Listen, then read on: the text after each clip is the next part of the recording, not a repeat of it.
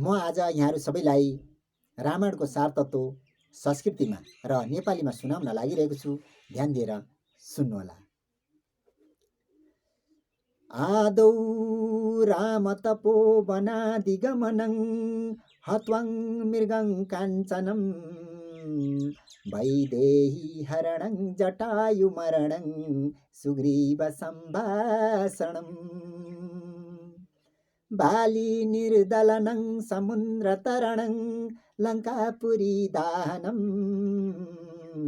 पश्चाद रावण कुम्भकर्ण हननं यतद श्रीरामायणम्।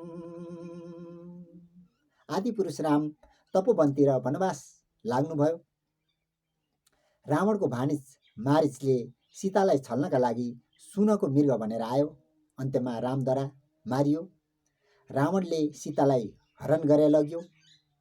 सीतालाई फिर्ता ल्याउनका लागि जटायुले सक्तो रावणसँग युद्ध गर्यो। अन्त्यमा जटायुको केही लागेन। रावणले जटायुका पखेटा काटिदियो र जटायु पृथ्वीमा खस्यो। अन्त्यमा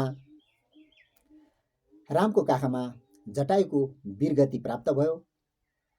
रामको सुग्रीवसँग मित्रता कायम भयो। बालीलाई रामले मारिदिनु भयो। रामका फौज समुद्र तरेर पारी जान सफल भए। हनुमानले लङ्का दहन गरिदिए। अनि लङ्का जलाउने काम हनुमानद्वारा भयो। अन्त्यमा रावण र कुम्भकर्णको मृत्यु भयो।